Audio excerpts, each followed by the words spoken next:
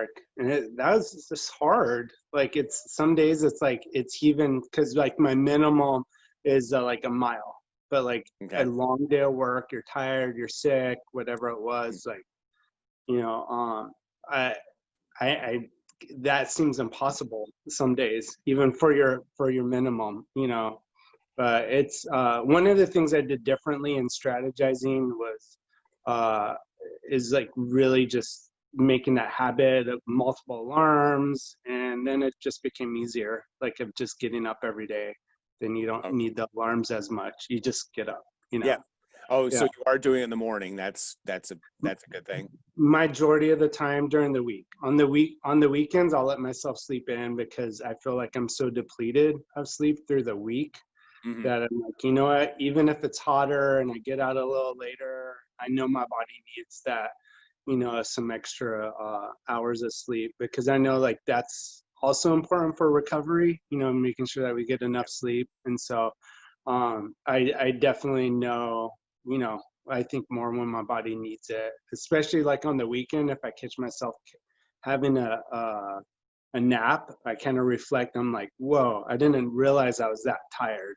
If I end up taking a nap, because I'm not a nap person. Yeah. I'm a big time napper. Um, I love what you're saying because you're kind of going hand in hand with what I've been preaching and talking about for quite some time. And what I really like about endurance Twitter is I just follow on some things. I follow too many people. I can't keep track. But on my Twitter page, I really try and only focus on following coaches and very few athletes, just trying to follow more of the science and stuff like that. And Yeah. it's interesting. A lot of them have been coming out with the whole thing like motivation is worthless. Motivation disappears. What you talked about, routine is the way to get it. And so and I tell people Absolutely. all the time, you just got to set a routine and you get up and this is what you do. This is just Yeah. part of you get up and clog the toilet and the porcelain punisher, but you Right. go out. That's what Adam Carolla calls it. His friend, the porcelain punisher. And that's the thing. Yeah. And I got my wife, I've been married now 30 years. For 27 years, she would not pay attention to what I was saying, and it was like, people pay me to coach him and you don't want to listen to me. And then finally she got to a point where she was sick and tired of being sick and tired. And we go out every morning, because she used to be like, okay, I'm gonna work out on Tuesday, Thursday, Saturday, da, da, da, da. I said, no, just go out every day. And if we miss a day, then no big deal. And she dropped a bunch of weight and has gotten healthy and can now sometimes out walk me in the mornings, just because we'll do 17, 18-minute miles, which is pretty quick. So yeah, so That what is you're good. talking about, getting into that routine. And then of course they always are talking about sleep, they always say, if sleep was a performance enhancing drug, which it is, you could sell it on, you can make a lot of money selling sleep. Like if it's on the counter, like, hey, buy some sleep. And For because sure. yeah, because What's your strategy in that? Because I always feel like that's like one of my big struggles. One is not getting, like, I feel like I never get enough. Like I could always get more. But then, so that's like through the week, like as far as just like I would be nice if I got more sleep. But then like the completely opposite is like now race day. Like what is the strategy on race day? Because obviously that's also a big thing. It's like now we're doing the opposite. We needed more sleep during training. Now race day, now I am depleting my body of sleep. I need sleep. yeah. And now how do I flip the switch and keep on going? I don't know. What do you think that is? Because I know you've experimented, and I Yeah. know you've experimented and it's gone bad too. So Yeah. Well, the thing is, unfortunately, you, like so many people, have a lot going on. You're younger than me. You've got kids, you've got work, da da da da da, and so you always are not taking care of your sleep maintenance, and so you're always behind the ball, and especially when the weekend comes. And so the problem is, if you want to do well in races, you got to be really consistent with that sleep. And so you and so many others are always kind of sleep deprived. You're always cheating on this end or the other end. Now, I would say, it's more like, I think I tell people, you got to have more consistent when you're going to go to bedtime and stop like watching Netflix and things like yeah, that. Like, I yeah. mean, hit the bed at 9 o'clock, and, or go to bed when your kids are going to bed. That's the problem. But, Mm, there's so much in the day. So what happens is you're always kind of never got that sleep. So then when you go into a race, you're already going in not fully charged up. You're at a point where you're just, and like I tell people, I'm really good usually at races staying awake, but also I'm taking care of myself throughout the year, all the time. And it's kind of like, well, I'm sure you found with running every day for the past 2 years, the running's getting better and easier because you're just doing it. You got a routine and you're building that up. And the problem is, and the same thing is with sleep. You're not logging enough sleep. You can try and cram, like so many people don't train and then jump into a marathon and go, oh, I was going good till mile 15 and then the wheels fell off. And so that's kind of taking that.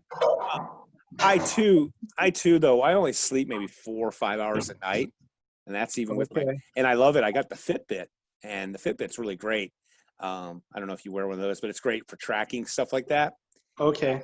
And I highly recommend getting one of these nowadays. You can get them for like, $100 or less, and they do a really good job. So you can kind of see what you're actually, and that's the same thing with like when people with training, I tell people, everybody goes, oh, all these gizmos and stuff. But I said, well, it's because your memory is terrible. So you're like, oh yeah, I think I'm doing 40 miles a week when you really aren't. But if you got a Strava, you're like, oh, same thing with sleep. Like, oh, I think I'm sleeping Right. this and that. But you put one of these, I've got the Fitbit, it's got like Okay. a week long battery life, and it's black and white. Now myself and my dad was the same way. He seemed to get away with 4 or 5 hours of sleep. And then of course I now take naps. In fact, I just took one a little while ago. I'll take like a 10-20 minute naps. So when I go into a race though, I'm going in fully charged. And then since I have a natural ability to not have to sleep, and I used to think like, what, everybody when they're doing 24-hour races, 100-mile races, I often like going, everybody has so much difficulty staying awake. And I'm always like, why is this hard? And so I didn't realize that most normal people have to go to bed. Right. Yeah. And so Yeah. you're just normal. And I was like, oh, now like I always tell people in a race, I can stay awake for 24, 30, 37 hours or 40 hours and be fine. Or even when I'm crewing and pacing. But you put me in like the nicest suite in Vegas and give me everything I want, I'd be asleep by 9 o'clock at night. I couldn't stay awake all night in Vegas, even with fun going on. Yeah. So It's some people are so talented at falling asleep really easy. I remember working the aid station over at Nanny Goat, mhm. and so I was there with my daughter, and Ed's like, "Hey, can you come over in 20 minutes Yeah. and like wake me up?" And like, no joke. And then it was funny because like on Joe Rogan when he interviewed like Courtney Dewater, and she's Yeah. like talking about her cat naps, I'm like, Ed's been doing that for years. Yes. Like that's nothing new. I'm like, man, I mean, he'd be out like really Yeah. quick, and so that would kind of like blow my mind. Like it seems like he's really, obviously I don't want to disturb him, but I mean, he looks like he's Oh out. yes. Like, Oh yeah. Yeah. I've yeah. been around it a lot, and he does. But I also tell people like and I've crewed and paced a lot, and I often give people those 5-minute naps, and it's amazing what that 5 minutes will do. And then they can go off and take off. My friend Joel, he's notorious for not being able to stay awake. And I remember we were doing San Diego 100, and I was pacing him, and at about middle of the night, he's tired. He lays down. I give him 5 minutes, and then the bad thing is woke him up. A bunch of people passed us, woke him up, and he started doing 14, 15-minute miles. I couldn't keep up with him. I should have just kept walking. But the problem is once he falls asleep, he's like a corpse that he's slept through many a thing. And it's even funny. I posted a picture of him. We were doing the San Diego 100 one year, and mile 70, I could tell he needed to sleep. So I was like, hey, you take a nap. Well, he came into mile 70 with Dean Karnassus of all Wow. people. And Wow. and they Wow. and they started this horrible race at 6 in the evening. So they got to Uh-huh. 70 like at 4 in the afternoon after climbing this gigantic hill. And so I said to Joel, I said, you just need to, like a little kid, I'm like, you need to take a nap. And so we were talking to Dean, they're sitting together, and then Dean goes, Andy, look at the camera. And Dean went over like this and leaned up against Joel and pretended he was sleeping with Joel. And so we had that photo. We threw it up on Instagram, and Joel didn't know about it. That is So when he gets home, awesome. his Instagram is blown up. And so, but like, I'll like give him a 5-minute nap. And now, like, I do a lot of races by myself. And what I do is when I do like the multi-day, 48, 6-day races, Yes. I will walk and I'll be out there, and as long as my pace is good, like if you're doing 3 miles an hour, you're not sleepy. But when you start going, slowing down, I'll lie down, and I don't put alarms, but I'll lie down, I'll hit my timer, and if I roll over in 10 or 15 minutes, I never really fell asleep. Well, obviously I'm not tired, and I get back up and keep going. Or And or that's or I good. or I pass out for an hour and a half, and then I get up and then I'm rested. But either way, it's kind of like I don't, you can only, and that's why if you have a crew or pacers, just tell them, hey, give me 5 minutes or 10 minutes. And like, so I'll give people 5, but if they're in dead coma, I'll give them another 5, depending on where they're at in the cutoff. And then I'll make them get up. And I often tell people the problem in really, sleep is you really only want to sleep about an hour and a half at most, because that's kind of when you get your whole cycle in. And the other problem is if you sleep longer, you get kicked back into real world mode. Like if you do a three, like you do like Yeah, yeah, if you're at Blue and you go lay down for 4 or 5 hours, you're back right, home. You're not right. in race mode. You get 90 minutes. You shouldn't sleep more than 90 minutes or 2 hours, and then just get out and go. Because you sleep 4 or Yeah. 5, you wake up going, oh, okay. Yeah, it just takes yourself out of the race. At least that's how I feel about it. So I know you've done Blue. I've seen here in the 72 there, and been having some Yes, problems. yes. How did Yeah, it? well, I love the 72. I think that's one of my favorites. I think, well, one of my goals is to do a 200 miler, and so I think Blue is like a great place to experiment and try to Yes. do different things. One is my wife's never worried. She knows that I know the majority of people there, and and Yes. that I'd be okay. Like she doesn't, it's just a loop, and everyone knows me there, so I'll be safe. And then so can I get the 200 and the 72? I would like to. I would like to see if I can push Mhm. myself to that point. I don't know, but I would like to go on and try to do like Bigfoot or Tahoe 200. Those like look really, really, really fun. So what do Yeah. I got to do to get myself there? Maybe cut back on my donuts. Maybe not as much. I do like my donuts. The key thing is, one of the things is, people look at 100 miles, 24 hours, 100 miles, go, oh, that's 4 miles an hour. It's doable. No, it's incredibly hard, especially walking it. In fact, Yolanda and Anthony Culpepper at the Dome last summer were only the 93rd and 94th people to walk 100 miles in under 24 hours. And they've been keeping track of it since like 1870. So walking it. Wow. But one of the biggest things I see so many people do is doing 200 miles in 72 hours on paper looks simple. And I've been at across the years, many years, watching guys, really talented guys, try and get it and not get it or barely get it. It's difficult because of the sleep you like it, and just the relentlessness of it. In fact, well, Brian Recor, Yeah. he's done Badwater and done all kinds of races. Hmm. I Yeah.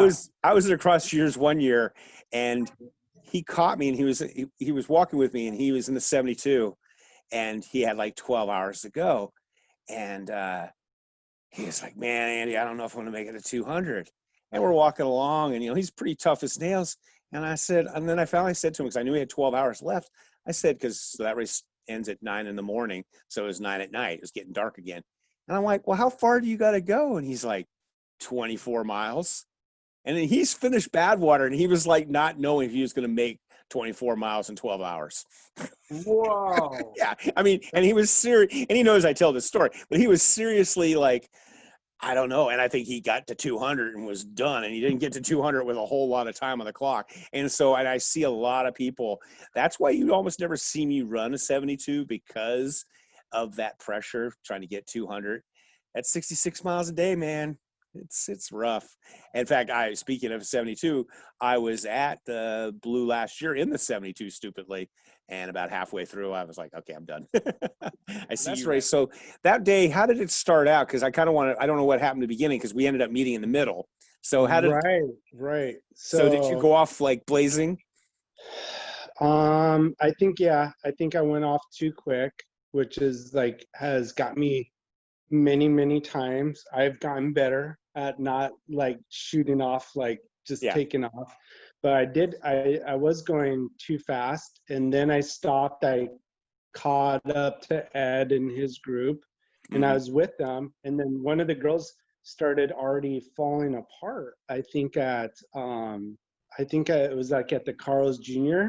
on Yeah. off of the river trail, which Yeah. is no longer there. FYI. So if you're doing any training for in the future races, it's not there no more. Hmm.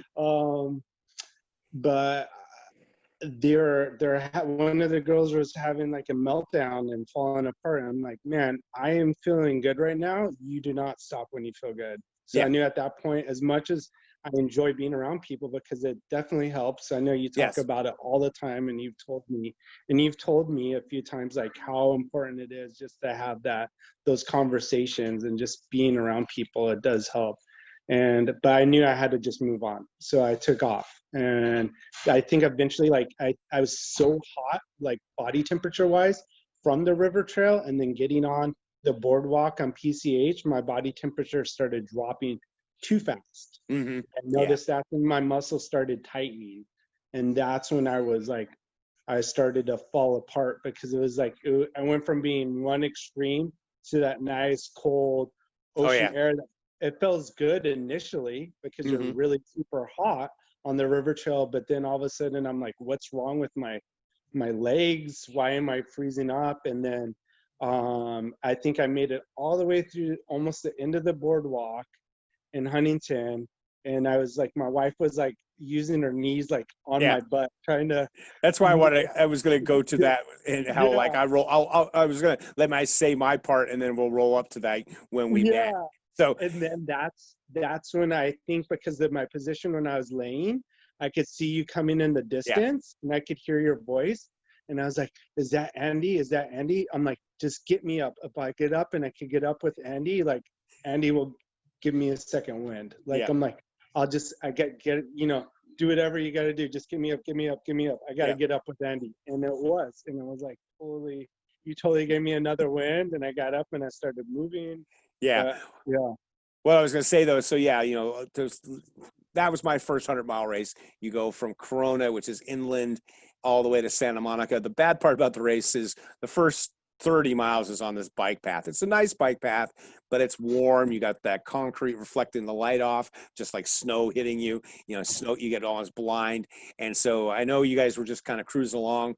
They use Jack in the Boxes often as the aid station. So like mile 25, there's a Jack in the Box. I always have yeah, a sausage croissant there. And so I was just kind of minding my own business, not having a particularly good race. And I remember, yeah, getting that Carl's Jr. And I think I had Joel buy me like a shake and stuff. And so, yeah, so you're in that area, and then you hit Huntington Beach, and I always hit Huntington Beach, in the evening. It's cool, it's breezy. There's always like a volleyball tournament going on that time of year. So you're like going through all the people, and it's gorgeous. And then, yeah, so I remember just running along, and it's getting dark. And then I'm finally getting towards the end. And the problem is, I hadn't seen Joel forever because that was when he left to go drop the car off. So I'd been going for like 10 plus, I've been going from a long time, 10, 15 miles without really any aid. And so when I rolled up on you, I just, the way you said it, you were like laying on one of those benches with your crew and family and your wife. And then you just like, oh my gosh, it's Andy. I gotta go. And you're telling your wife, I gotta get up. Let's go. And I was really glad because me and Ed talk about this all the time. It's much better to like help other people or be with people because then it takes the focus off of how bad you feel, like more like, okay, I'm out here with him now. And so it was yes, great to hook up with you guys. And I remember getting to, because it's like the longest pull. And I think when you get to that next parking lot, there is a Jack in the Box there. And I remember yes, finally yes, getting Joel. yeah. Joel finally gave me some Sunset food. Beach. Yeah. And then the thing was cool was you guys, your wife was there and you guys had like tons of stuff in your Oh van. yeah, I just remember like rating it like, hey, do you want this? Yes, scrapes. Like, yes, I'll take all this. I was like, I'll take anything you'll give me. And then yeah, if I remember right, we stuck together. You had a couple people with you. I remember. yes, How many people who yeah. were with you that day? I had a couple kids from church that were with That's me. what I it had was. a couple seniors, and then they couldn't stop talking about you and Joel for like weeks afterwards, and they're like, "Oh my goodness, this guy has a story about everything." Well, yeah, Like, it's and so it was so funny, and I think that was the race. So we were kind of going back and forth because that's one thing I feel bad is that I don't. I always just got to keep moving. So like when people like yourself who are younger and faster than me, especially, you'll stop for something, I'll just keep moving, and then I will. I hope you'll run up and catch me, but I really can't wait around for you because right, I've got like 1 gear. Like right. you can throw down an 8 9 minute mile. 8 9 minute mile. I can throw down a 12. So, but I remember we went into we had to go to the bathroom really bad, and we were on the Long Beach part, and me and Joel made a mistake because we couldn't pee on the sand because there was too many people around. We went into one of those public restrooms right Yeah. there as soon as we got onto the beach, and we walked in there, and there was at least 20 dudes in there. It was like you were at a nightclub Yes. nightclub Yeah. in the movie Seven. And people doing who knows what and drugs. And I remember we walked in with like our little red lights on, which made it even more seedier. And I remember just going, this is such a bad idea. And then coming Yeah. out. But then somehow or another, I remember my memory, we were with you guys. And I remember hitting Long Beach. And I remember you having that crew of kids. And I had, Yeah. and then do you remember the cops rolled up on us? Oh yeah, because there was a car accident Oh, is and they that were what it blocking. is? It was like they were blocking off the streets and closing down. Like there was like a big, and uh, and then I remember looking at you and you're like, just look forward and keep on going. And like we did it, we did it stop. I'm like, sounds good. Let's Well, go. no, Let's go. no. What's funny Yeah. is I don't remember the car accident part. I just remember moving along relentless forward motion, and I remember the cops rolling up on us on bicycles and started talking to us and our crew. Oh yeah, that was the second one. That happened more than once. So we had Oh, the okay, cops yeah, on yeah. the The car crash bicycle. was where we had to go to different. No, but I was still with you, and we're with these guys. We're with them, and the cops are like, kind of like wanted us to stop, and they were more curious than anything. But it was 11 o'clock at night or whatever. But I remember saying to you, I was like, we're not stopping because the worst thing that could happen is they arrest us, and then we don't have to keep doing this race. Yes, yes. Yeah. And so I so it was funny. We walked away from the police. So like your pace Yeah. and Joel stopped and talked to the cops, and we just kept walking down the street. And in the back of my head, I'm thinking, what am I going to do if they go, hey, you guys get over here? I'm like going, sir, I'm in a 100-mile race. I got to get to Santa Monica by whatever time. So I just remember that was just so funny. I remember just specifically saying to you, because we were both kind of hurting, and there we're only at like mile 50 something, but we're heading into the Yeah. hell. Right. And I remember Right. going, the worst thing would be is if we got arrested, then we could just quit doing this stupid race. Like I said, that race was bad for me. And then so I remember, when you leave, you go through Long Beach and it's crazy with all the city lights and everything. And then you start Yes. that god awful. Downtown Long Beach was where we saw the second cops. That was a car accident. And that's when they're Okay. trying to reroute us or whatever. But yeah, Yeah, and that's when I don't remember yeah. where I ended up leaving you, but I mean, you get in that area and then you're along the river with all the homeless, and then you end up going through that San Pedro and Wilmington area. It's just so horrible, that whole section. And they're always going through it like a 1 or 2 in the morning, the bad area, And that must Yeah. have been because I don't think you got to 100K with me. I don't remember. No, I mean we were close. I think it was just before the bridge going into Wilmington where we separated, and I it was that time of the day of the race, and I Oh yeah. needed to stop and do my business. it, one of the kids were like trying to let the guy from Denny's to let me in and use a restroom, and just being a high schooler, he's like, this guy's gonna poop his pants. Like, you need to let you need to let him in. It's the guy was nice enough to let me go into the Denny's and use the restroom because he was like for customers only, and it was a security guard, almost like a bouncer for Yeah. Denny's. I was like, Well, okay, like I said, those neighborhoods are just oof. It's really funny when you're running through, I guess, San Pedro, and I did the race a number of times, and I the first year it startled me, but the following years, whoever had crew pacing me, I'd go, 10, 9, or 5, 6, I mean, 5, 4, 3, 2, 1. There was a dog at some tow truck place that would scream and jump on the cage, and it scared everybody every year for like 4 years in a row. I knew that dog was there, and every year that damn dog would come. And then, so yeah, you get to 100K, and it's at the Jack in the Box. And, you know, up until then, Joel was feeling good. And so he was actually running into like the 7-Elevens and supplying me. But then what happened is when we got into Palos Verdes and the rolling hills, he just got sleepy and stuff. And so when we got to 75, I left him because technically the sun was almost up, so I didn't have to have a pacer. So I dropped him at 75, and then he just crewed me the rest of the way. And in that race, I mean, I had a rough race, but my goal was to try and catch Ed and the ladies. And I ended up catching a couple of them with a mile to go. But so what happened? So you ended up you got to 100K. How were you doing there at 100K? What was going on? I kind of like what happened through that race. Where on the course is 100K? Like, so it's like through all that bad area, like Wilmington, San Pedro. You go through San Pedro. Yeah. It's before Wilmington. You go over that big bridge. So after you went to Denny's. Yes. Okay. So after Denny's, I think that's when I started getting sleepy, and I felt like I could barely keep my eyes open. So my buddy had his big Suburban, and I laid down in the Suburban probably like for 20 minutes.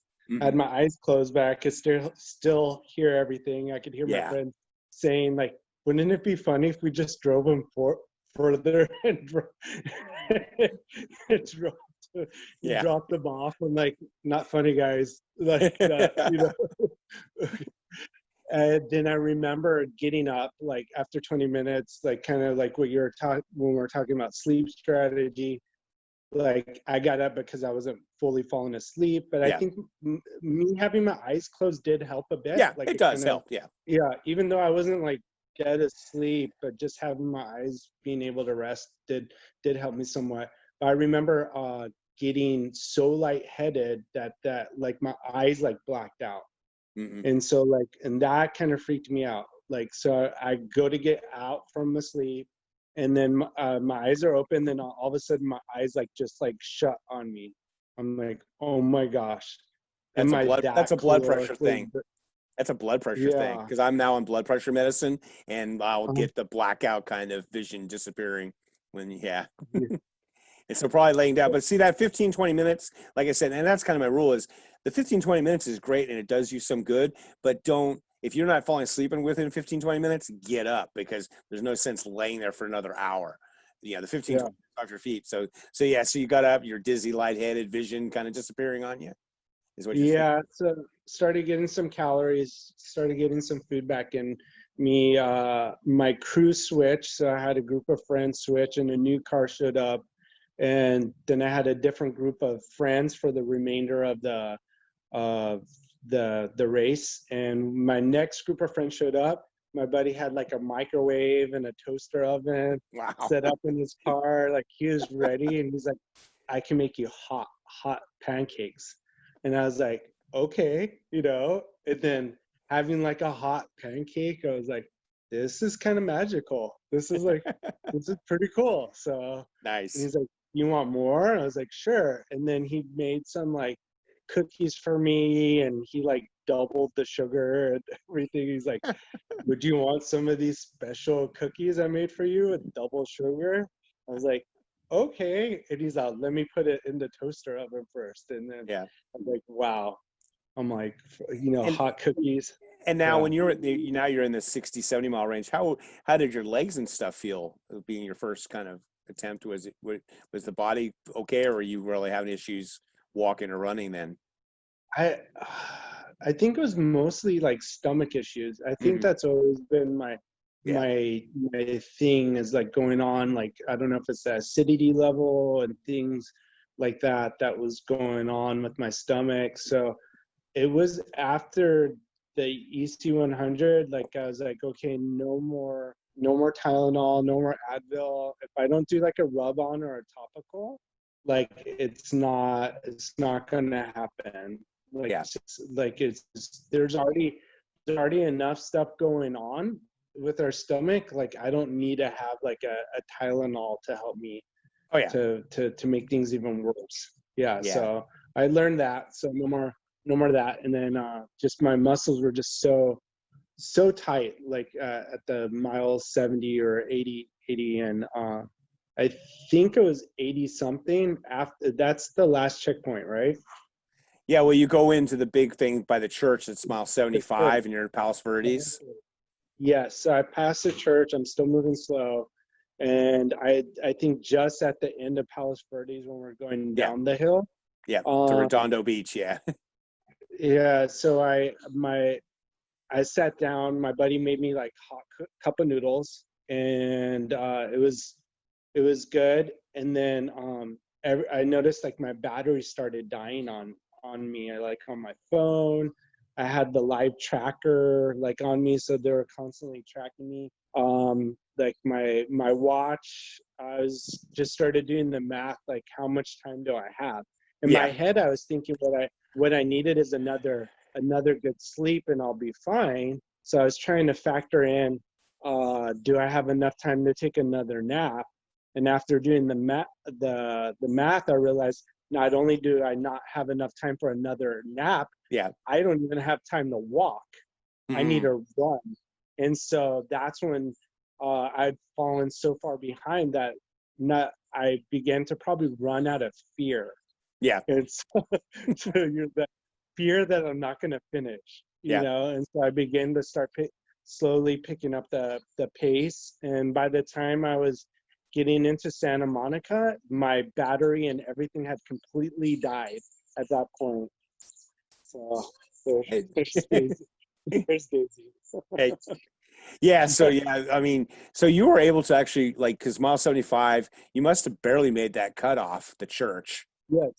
And then it's like rolling down hills. See, that's where I kind of found like what happened was when we got on those rolling hills, that's when I finally started to feel good for the first time in the race. And I got to the aid station because I dragged Joel like 3 or 4 miles into that aid station, told him to go to sleep and find a ride or whatever. And that's when I got in there, Ed was actually just leaving. He sent the women out. He actually, because he's notorious for sleeping, he actually slept at that aid station. So he left just before I got there, right when I chased him out of it. And so I chased them because I really wanted to try and catch them all. And I chased them all through Palos Verdes down to Redondo Beach. The problem is I got to the beach and then they all left me. But then eventually I caught him at the end of the race. But yeah, that's great that you were able. So you hit the beach and now it's daytime and you were able to actually run and you had to run all the way in, huh? So, and you got it. Yes. Barely made it in. It was, I mean, everything had to start going right, and it did. Yeah. And so I was really And, happy. and also the thing is, I tell people all the time, and of course this was your first. I mean, you did do the 24, but it's like, once that sun comes up, you perk up, and especially in that race because you're running Yeah. along. They're on the boardwalk. In fact, I remember that year, it was so crazy. Joel again couldn't get to me because it was crowded, and then we ran through like a 5K, and then later on the beach there was a triathlon going on. So I'm like going through the triathletes to get to the stupid Marina Del Rey dock, and that's thankfully when I caught Maureen, who's a really experienced runner, did ultras back in the 80s, and she was having a terrible time too. But thankfully, her friend was with her, and we just walked it in the last. But then what was great was, like I said, we we got to the boardwalk and Joel was with me and he's like, hey, those ladies aren't that far in front of you. There was like 3 or 4 of them, and with like less than a mile to go I caught them, which they weren't too happy that I caught them, I think, because they thought, oh, we're in front of Andy. But it was like yeah, it ended up I was 308 and then the other one was 308 and a couple of them yeah, because we had a couple gals ran really great. There's Gabby Prost. She did 27:33, and Krista McCarthy did really good. She's another one that was with Ed. She did like 26 hours Yes. that year. And Yeah, they did great. yeah, they took off. And so yeah, unfortunately, it's kind of like the problem you had was when you were with them way back there, Carl's Jr., you didn't stick with them, which probably, but it sounds like definitely one of the things that I found with people, and that's why I like doing these podcasts and listening to how things went with you, is the stomach issues are often an issue with people. And one of the things I tell people is that's a function of pacing and not pacing properly. So the thing is, when you go out fast and hard, which is so easy on that race because you're on that bike path, Yes. you go fast and hard. You've only got a couple hours of glycogen, the muscle, which you can power yourself. So when you're going fast, you're not fat burning, you're blowing through your glycogen. Then you bonk. But the problem is, since you went out fast, all the blood has just left your stomach and said, okay, we're closed for today. So then when you bonk and you run out of energy, we throw food in you and your body goes, hey, we're closed today. And then you get all the nausea, blah, blah, blah. And then eventually that goes away. And I often tell people, then you just start sipping water and going slower. And guess what? You can move. You can't run fast anymore because you don't have that glycogen. You don't have the sugar to burn, but you can keep moving. And it's kind of what happened with you, but also what happened with you, like Mm, what happened with you is something I see often happen, where you said, it was pretty hot and sunny, and then you get to the beach, and then the temperature drop, and that also because the exertion, and it's always like, especially when you do multi-day races, you've got to prepare for the night way in advance. Like, you got to bundle up, get clothed, and yeah. so you don't lose that body temperature, because once you do, you're a goner. And then also the problem too is, especially when you're going to be in a long race, is you have to save some energy during the day, not just physical but mental energy, so you can move at night to stay warm. So, Yeah. but I mean, it's a great story because, like I said, you did finish that thing, and it was definitely right at the cusp of cutoffs. And so, um, were the